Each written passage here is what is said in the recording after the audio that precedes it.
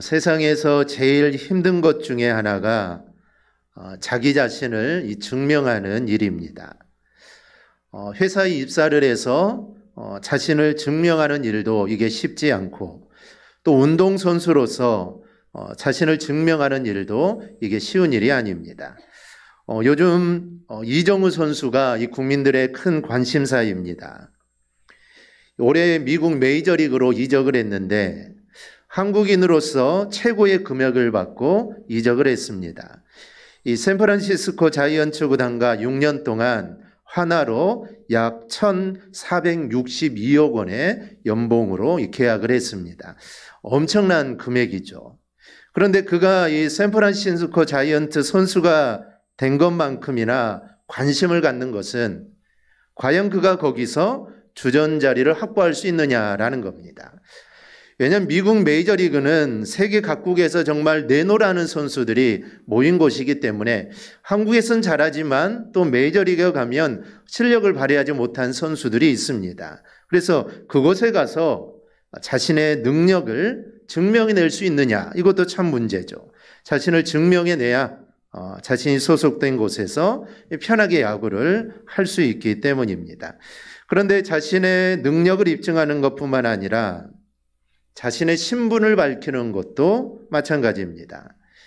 우리 사회는 아직도 이 대통령이나 또 정치권의 힘이 막강하기 때문에 이 대통령의 측근이니 아니면 친척이니 하면서 이 접근해서 돈을 뜯어내는 이런 일들이 종종 일어납니다. 그래서 사람들은 높은 자리에 오르려고 하고 또 그런 권력을 누리려고 합니다. 그래서 그런 사람을 알고 있으면 그 사람을 또 이용하려고 하는 것입니다. 그런데 예수님은 어떠하셨을까요? 예수님께서는 자신이 메시아이심을 일부러 증명하지는 않았지만 예수님이 하시고 계시는 그 사역 모두가 사실은 예수님 메시아이심을 드러내는 일들입니다. 즉 내가 메시아라고는 말하지 않지만 그 일들이 당신이 메시아이심을 증명하는 일들이죠. 이 누가복음 4장 18절에서 예수님 앞으로 자신이 이 땅에서 해야 될 일에 대해서 이사야서에 있는 것을 통하여 주님이 이렇게 말씀을 합니다. 주의 성령이 내게 임하셨으니 이는 가난한 자에게 복음을 전하게 하시려고 내게 기름을 부으시고 나를 보내서 포로된 자에게 자유를, 눈먼 자에게 다시 보게 함을 전파하며 눌린 자를 자유롭게 하고 주의 은혜의 해를 전파하게 하려 하심이라 하였더라. 즉 예수님은 공생애를 시작하면서 자신이 앞으로 어떤 일을 할 건가를 주님은 정하셨습니다. 이미 그 일은 이사야, 즉 구약 때부터 이사야의 선지자를 통해 하신 말씀이죠. 그 정의한 대로 주님은 줄곧 그렇게 사역을 하십니다. 그래서 38년 된 병자를 고치시고 또 초막절 절개를 따라 백성들에게 말씀을 가르치는 것이죠. 그리고 본장에서는 이 가늠한 여인이 제사함을 받고 정결하게 살아갈 수 있도록 주님이 그 길을 열어주십니다. 이외에도 성경을 보면 수많은 일들을 하십니다. 그런데 이러한 일들이 바로 주님이 메시아이심을 증거하는 일들입니다. 누가복음 7장을 보면 요한의 제자들이 예수님께 와서 묻습니다. 오실 그이가 당신입니까? 아니면 우리가 다른 일을 기다려야 합니까? 그러면 주님이 그래 내가 맞다 아니면 내가 아니다 이렇게 말해주시면 좋은데 주님이 이렇게 말씀하시죠. 너희는 가서 보고 들은 것을 요한에게 알리되 맹인이 보며 못 걷는 사람이 걸으며 나병 환자가 깨끗함을 받으며 기먹은 사람이 들으며 죽은 자가 살아나며 가난한 자에게 복음이 전파된다 하라. 내가 그이가 맞다라고 말하는 게 아니라 너희가 지금 보고 들은 것을 그냥 요한에게 알려주면 된다라는 것이죠. 즉 이러한 일들이 예수님의 입술로 내가 메시아라고 말하지 않아도 지금 예수님이 하시는 이런 일들이 바로 예수가 메시아라는 것을 증거한다라는 것이죠.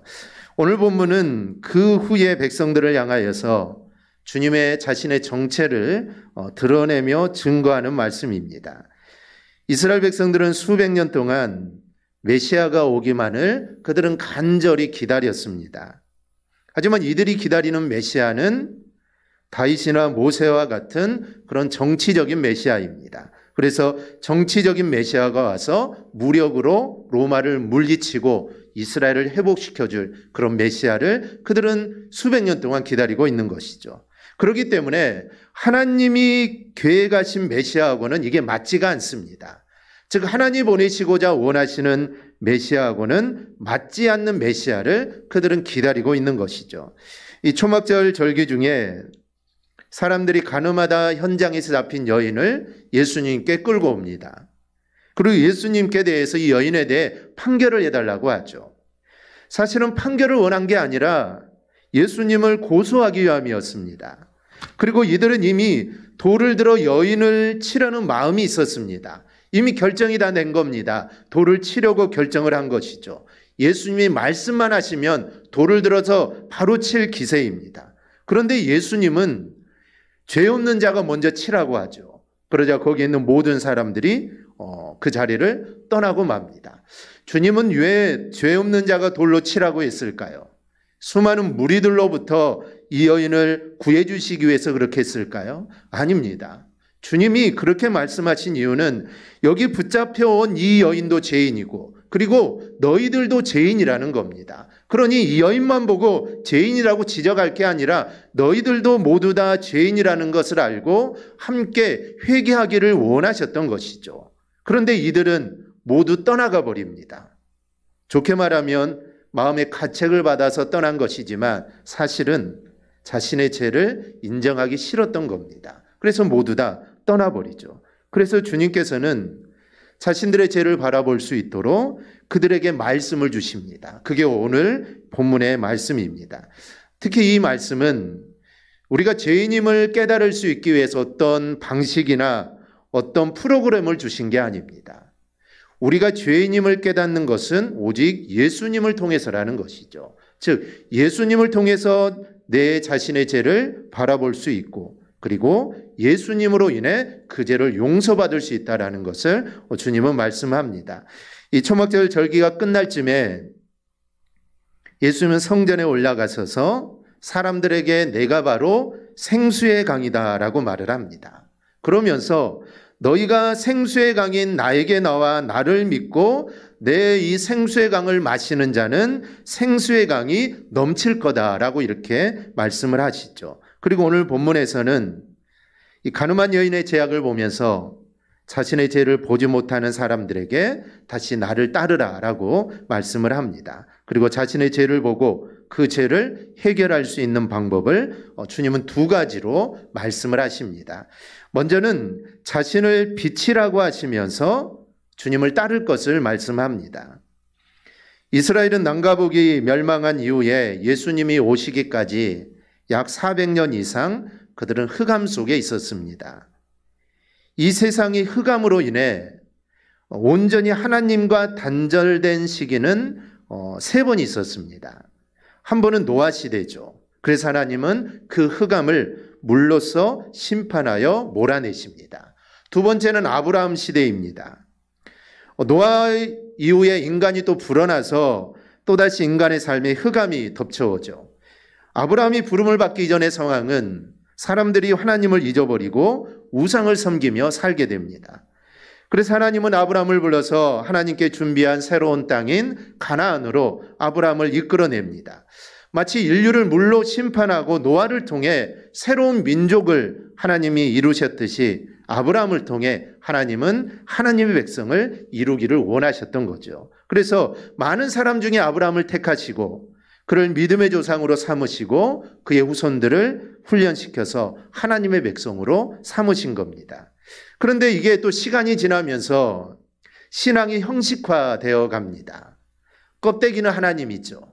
겉으로 드러나기는 그들이 하나님을 잘 섬기지만 속은 이전에 흑암이 가득했던 시대와 이게 다를 게 없습니다. 그래서 결국 하나님은 이스라엘을 떠나시죠. 그래서 선지자도 보내지 않고 왕도 주시지 않고 이방의 세력에 짓밟히면서 400년 동안 흑암 속에 살아가게 됩니다. 그런데 안타까운 것은 자신들이 이렇게 흑암 속에 살고 있다는 사실을 그들이 모른다는 겁니다. 이 겉으로는 흑암이 아닙니다. 겉으로는 안식일이 되면은 성전에서 피비린내가 얼마나 나는지 모릅니다. 정말 얼마나 많은 짐승들이 죽어가고 있는지 모릅니다. 그들은 그렇게 해서 하나님께 제사를 드리죠. 하나님께 예배를 드립니다. 즉 겉으로는 정말 하나님을 잘 섬기고 하나님의 백성답고 겉으로는 하나님인데 그들의 속은 아직도 흑암으로 가득 차 있다라는 것이죠. 즉 영적으로는 그들은 이미 타락할 대로 타락해 있다라는 것입니다. 그러니 누가 더럽고 누가 추악한 죄인인지 그들은 모릅니다. 그래서 이 현장에서 가늠하다 잡힌 여인을 데리고 온 것이죠. 자신들도 죄인이고 이 여인도 똑같은 죄인이지만 자신은 죄인이 아니라는 겁니다. 이 여인은 죄인이라는 것이죠. 모두 다 죄인이지만 자기가 죄인임을 알지는 못하는 것입니다. 그런데 이러한 마음을 정결케 하는 것은 이제는 물로 되지 않습니다. 그리고 광야의 40년 프로젝트, 광야의 삶으로도 그들은 되지 않습니다. 선자의 가르침으로도 되지 않습니다. 이미 하나님이 다 해본 방법이지 않습니까? 이런 것들로는 이제는 되지가 않습니다. 오직 한 가지 방법, 예수 그리스도께서 흑암의 세상에 오시는 것밖에 없습니다. 그래서 주님이 하나님이 직접 오셔서 사람들을 예수님께로 인도하는 길, 바로 그것밖에 없었던 것이죠. 그래서 주님은 자신이 죄인인 것도 알지 못하는 이들에게 그들을 향하여 말씀합니다. 자신의 죄를 정확히 바라보고 가늠하다 붙잡힌 여인처럼 너희들도 용서를 받아야 한다는 것이죠. 그래야 너희가 산다라는 겁니다. 그래서 말씀합니다. 나는 세상의 빛이니 나를 따르는 자는 어둠에 다니지 아니하고 생명의 빛을 얻으리라. 즉 주님이 이 세상의 빛이라는 것이죠. 여러분 이 세상이 아무리 험악하고 그리고 아무리 위험하다 하더라도 빛 대신 주님이 계시면 이게 염려할 것이 없습니다. 세상이 아무리 타락하고 정말 세상 모든 사람들이 다 타락했다 하더라도 빛 대신 주님이 나와 함께 하시면 여러분 염려할 것이 없습니다. 아무리 사탄이 나를 유혹한다고 하더라도 빛 대신 주님과 동행하기만 하면 여러분 그 사탄은 허수아비일 뿐입니다.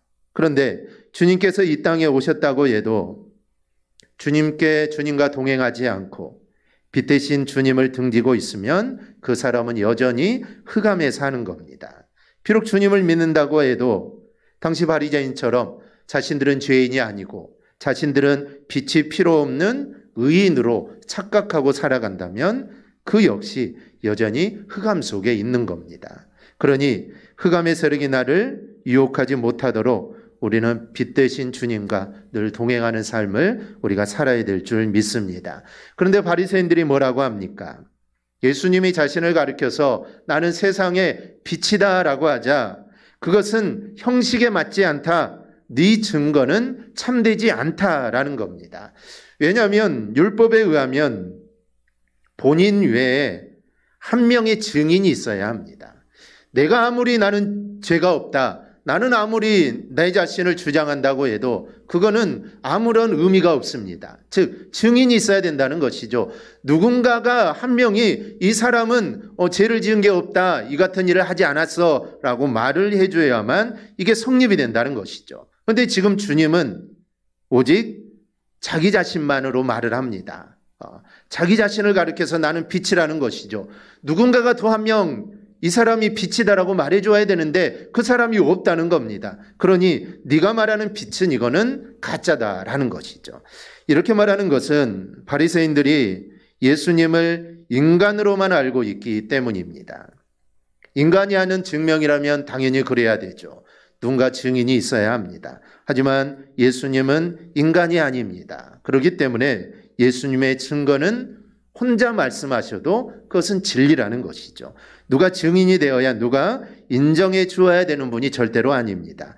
그것이 14절 말씀입니다. 예수께서 대답하여 이르시되 내가 나를 위하여 증언하여도 내 증언이 참되니 나는 내가 어디서 오며 어디로 가는 것을 알거니와 너희는 내가 어디서 오며 어디로 가는 것을 알지 못하느니라. 즉 주님은 이 세상을 창조하신 하나님이시고 그리고 여전히 지금도 이 세상을 다스리고 계십니다. 그리고 주님 자신이 진리요 생명입니다. 즉 주님 말씀이 곧 정의이며 진리입니다. 즉 누가 증거해 주지 않아도 된다라는 것이죠. 그런데 주님은 그렇게만 말씀하지 않습니다. 혼자만 주장해도 그 주장이 옳은 것이지만 자신의 주장에 동조하며 자신의 말씀을 인정하는 증인이 있다라고 말씀을 하시죠. 즉, 두 사람의 증거가 참되다고 한 율법대로 한 분의 증거자가 있다라고 오늘 주님은 말씀합니다. 그 말씀이 16절에서 18절인데요. 우리 함께 읽겠습니다. 16절에서 18절 우리 함께 봅니다. 만일 내가 판단하여도 내 판단이 참되니 이는 내가 혼자 있는 것이 아니요 나를 보내신 이가 나와 함께 계심이라. 너희 율법대로 두 사람의 증언이 참되다 기록되었으니 내가 나를 위하여 증언하는 자가 되고 나를 보내신 아버지도 나를 위하여 증언하시느니라. 아멘. 아버지이신 하나님이 증언하신다는 것이죠. 이렇게 예수님은 자신의 증거를 믿지 못한 바리새인들에게 당신의 증거가 참되다는 사실을 아버지의 증거를 예를 들어서 증명을 하십니다. 그럼 예수님이 말씀하시는 증거는 뭘까요?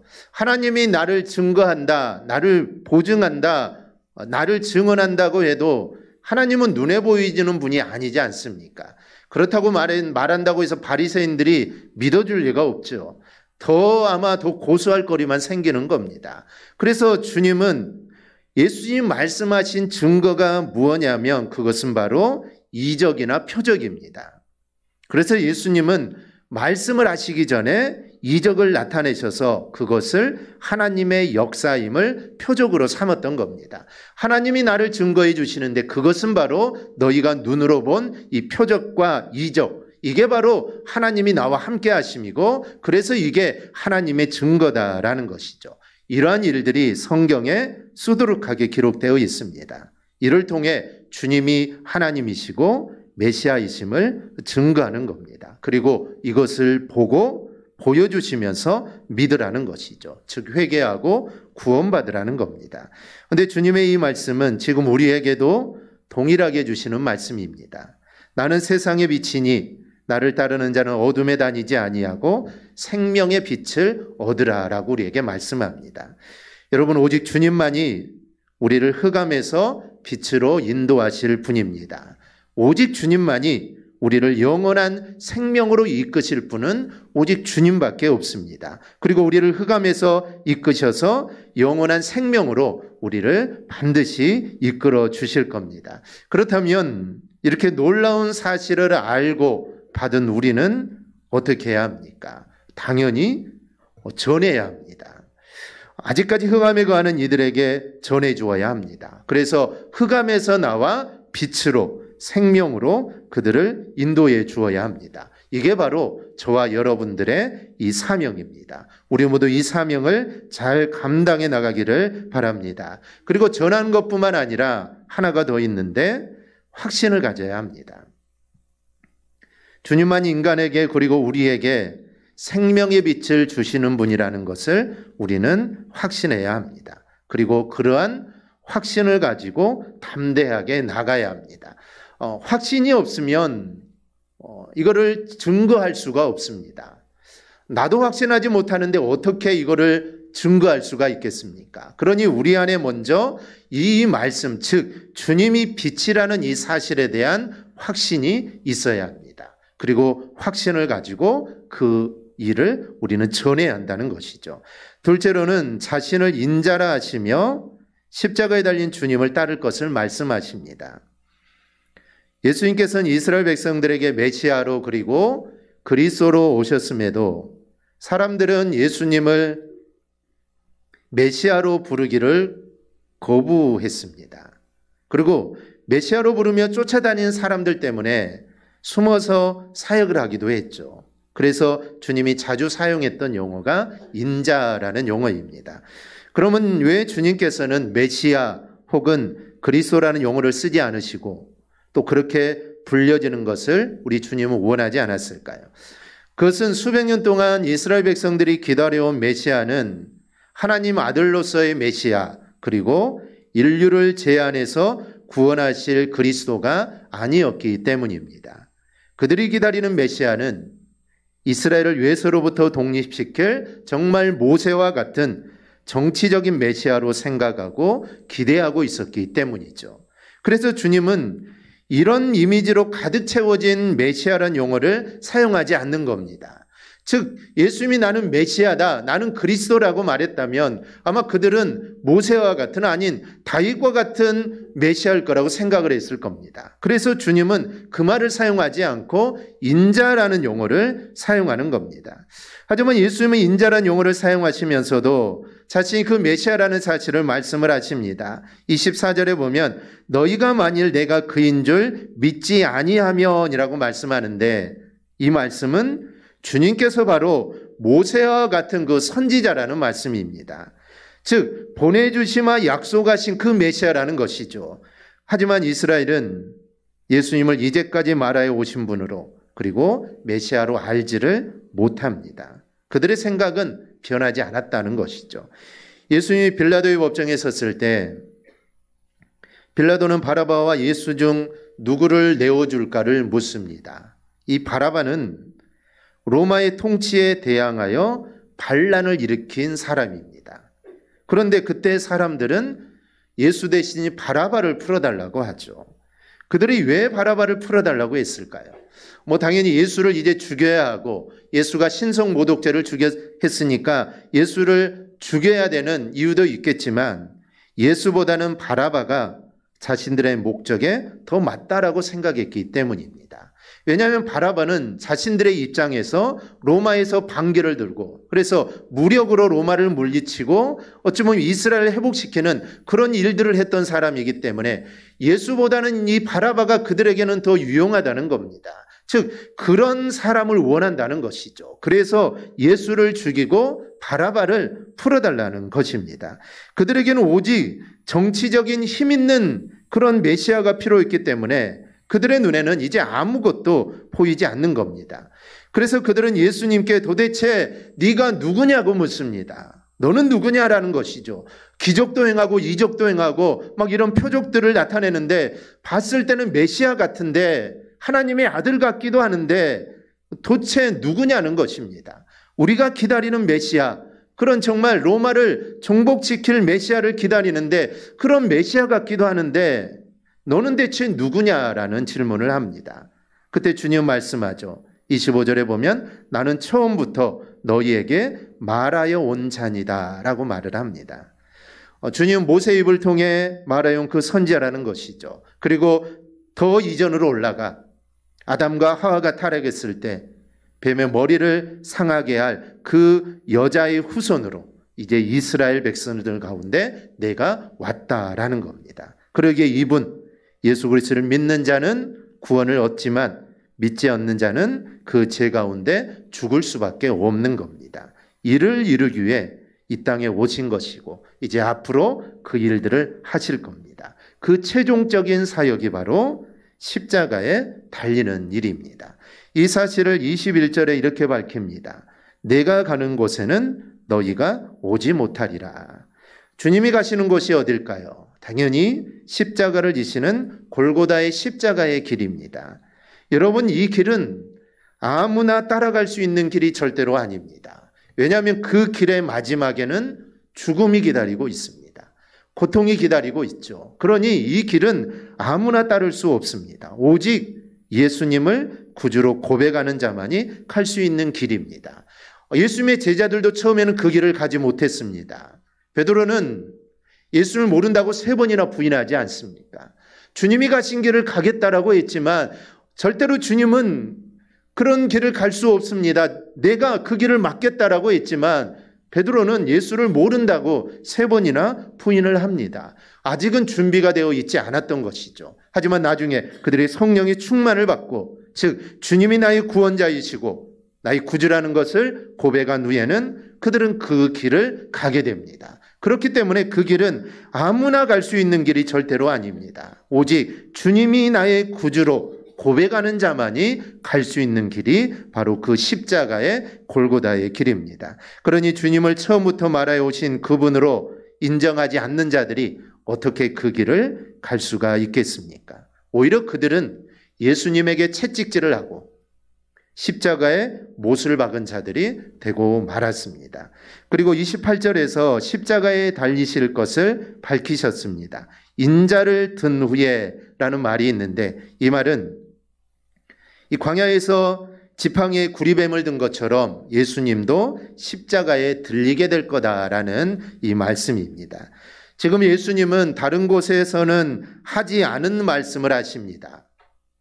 이제까지 자신의 사역에 대해서는 비밀에 붙이셨죠. 그래서 병자를 고치시고 죽은 자를 살리고 앉은 뱅이를 일으켰을 때 절대로 말하지 말라고 했습니다. 아직 때가 되지 않았으니 아직 이야기하지 말라, 이렇게 당부하셨던 주님이죠. 그런데 지금은 그렇지 않습니다.